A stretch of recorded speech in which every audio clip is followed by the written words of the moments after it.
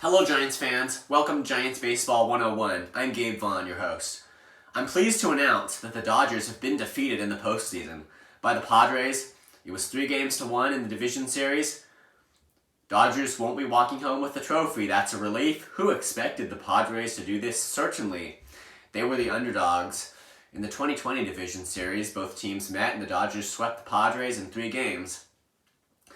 But this time, it was the Padres who defied the odds and got on top of the Dodgers. So that's interesting, and now we'll see a very interesting NLCS between the Padres and the Phillies. So how does that end up? Well, I just can't predict it.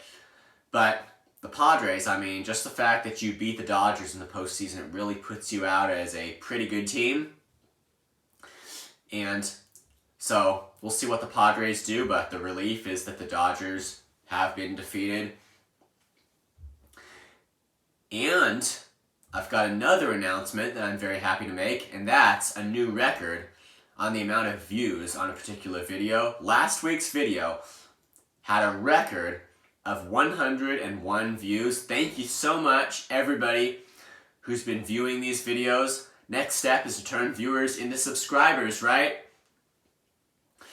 Now today, I want to talk about basically the Giants' problem with relying too much on veteran players. Farhan Zaidi addressed this concern. He said, we need to get younger, we need to get more athletic, because it's taking its toll relying on veteran players for the Giants' success, players who are past their prime and are declining. It's a well-known fact that we're past the 2014 era where it was the group of Buster Posey, Brandon Crawford, Brandon Belt, Hunter Pence, Madison Bumgarner, Jeremy Affeldt, Ryan Vogelsong, and Pablo Sandoval. Those guys, we have good memories of that, but it's not that way anymore, and it never will or can be again.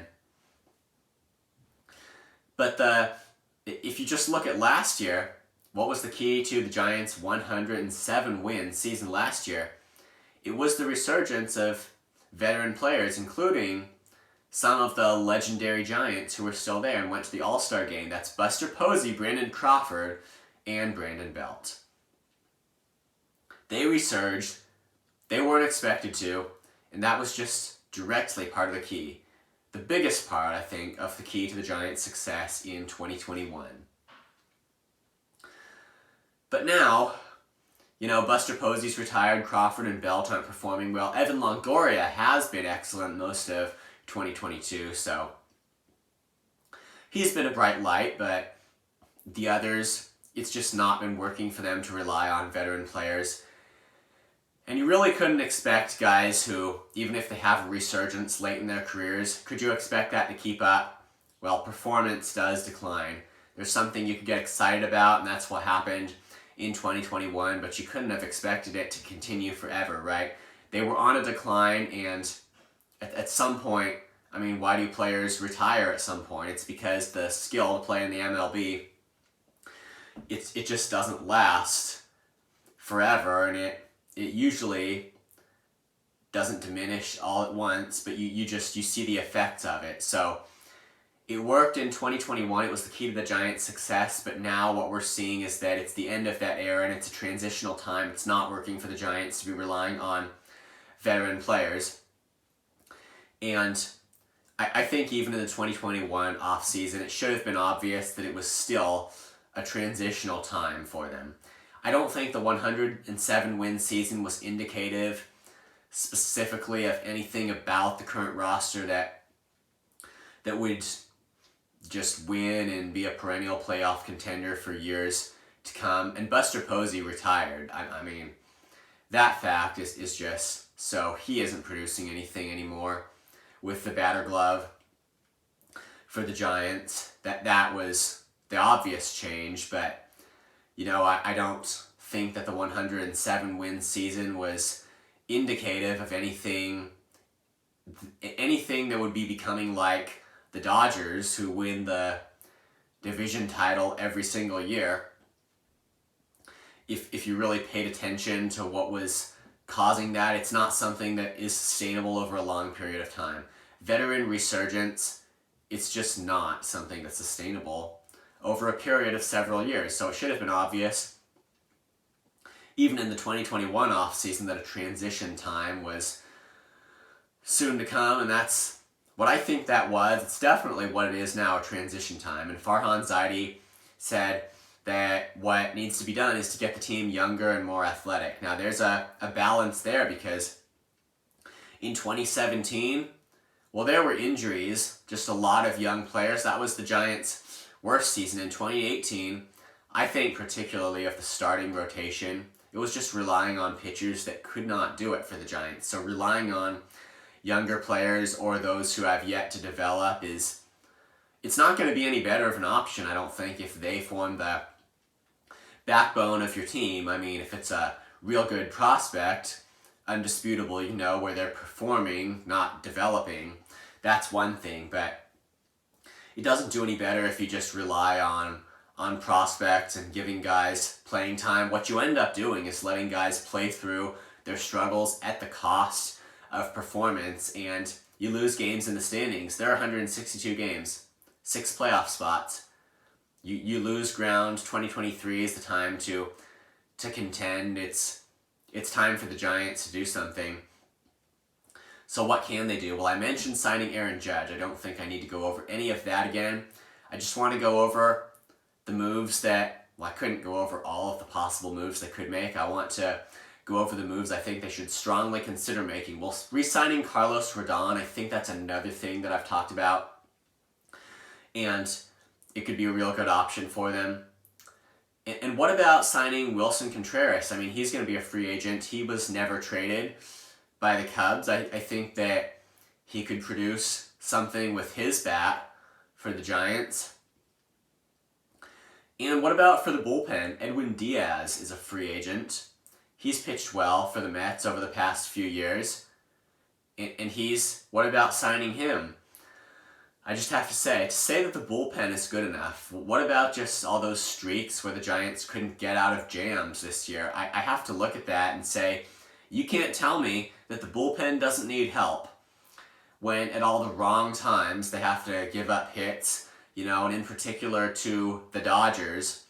If the Dodgers are going to be good at hitting in the clutch, Giants had better be good at pitching it. Let me just say that. I'm not saying that things you see on short intervals are going to be the case for a long time, but my point is the Giants could use some bullpen help, because even if that's not the team's biggest weakness in a season, if it's kind of failing at the wrong times, you do see a problem.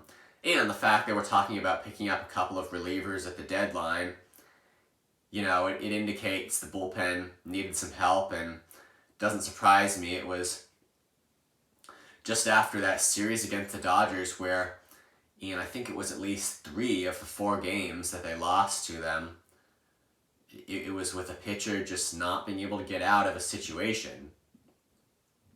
So that's where we stand there. If they sign Edwin Diaz, he and Camilo Doval could be the 2 top guys on the team, working the 8th and 9th inning. Excuse me? And it's not about which pitcher works which inning. That's not the importance right now. It's about getting them both in the mix.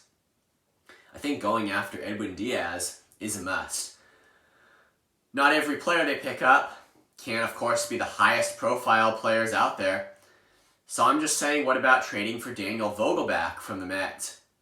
He's a one-tool player. That one tool is power. And his home run totals are not big enough that we can just look at that and say that is sufficient for a one-tool player.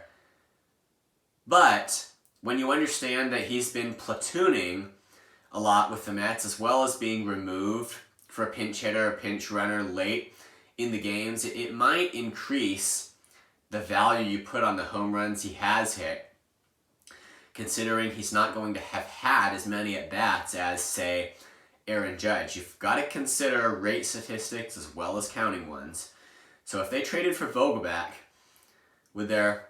I'm not saying it's a perfectly safe investment, but Vogelbach's tool, which is his power, I don't think that's going to go away. The threat of power is there anytime. He could hit a home run anytime he gets a mistake pitch. That threat is there. That's just where it is. And I think for players who are extreme power hitters like that, I think they may be a bit less likely to lose the tool that they've got. I mean, if you're talking about just more well-rounded hitters, you see them in slumps, and when you see power hitters, though, striking out a lot, then you would just kind of say, okay, well, they're expected to do that anyway, and not that that resolves every issue, because if they're not hitting home runs enough, then you say, okay, it doesn't matter what this player's raw power is, it's not translating to game power. That's a different thing. But I'm just saying I think Vogelbach's tool is here to stay.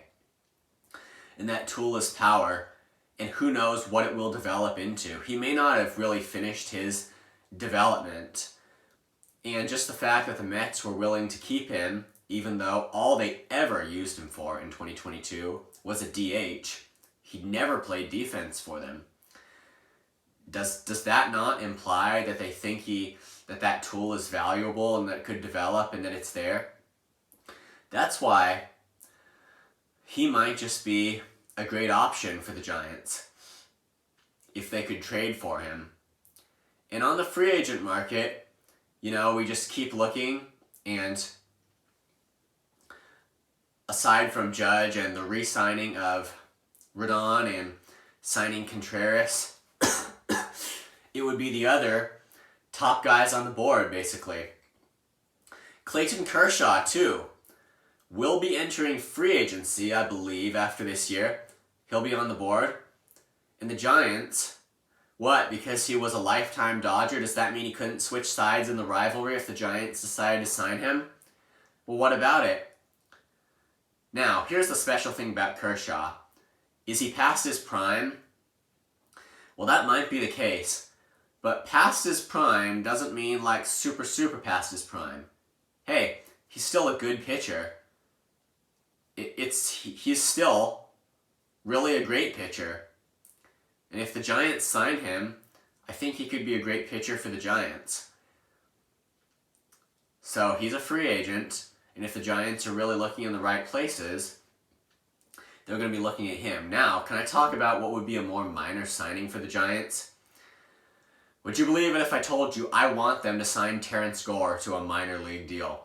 He's this player who's been valued for pretty much nothing besides his pinch running in his career, and that leads to teams signing him and calling him up in September. He can steal a base. It can make a difference in a game. That's the one tool he has. He doesn't hit. He doesn't play good defense. But you know what? Stealing a base in the late innings, like when the game is tied, when those situations come up, it could be a game changer. That speed, the speed that Gore has on the base paths, you have to look at it. It's just dazzling speed. I want him on the Giants roster. He certainly, I think, is a better option than just filling the hole with a bench player with a low average. The Giants have had just far too many of those sitting on their bench in these years where they've been unsuccessful and making the playoffs. So instead of filling it with a guy who's hitting in the 220s with not enough home runs, if you just filled that roster spot with Gore, and hey, we have a universal DH, it's not necessary to keep finding guys to pinch hit for the pitcher. I mean, come on. If you filled that roster spot with Terrence Gore, you're not going to worry about pinch hitting for the pitcher. It'd just be the platoon advantage thing. Wouldn't a speedster be just as good of a thing there? And you notice I'm speaking from the perspective of like actually adding him to the big league opening day roster or calling him up after a couple of weeks. And you'd say, but shouldn't they just call him up in September? Maybe not. I don't know if you're going to think I'm crazy for this, but I would want them to consider having him on their roster before September. I just can't say for a fact that would be a good thing, but it's just one of my good guesses here. And then the trade deadline, that's their other opportunity to add to the roster. And if the Angels don't somehow come into contention, will they think about trading for Shohei Ohtani?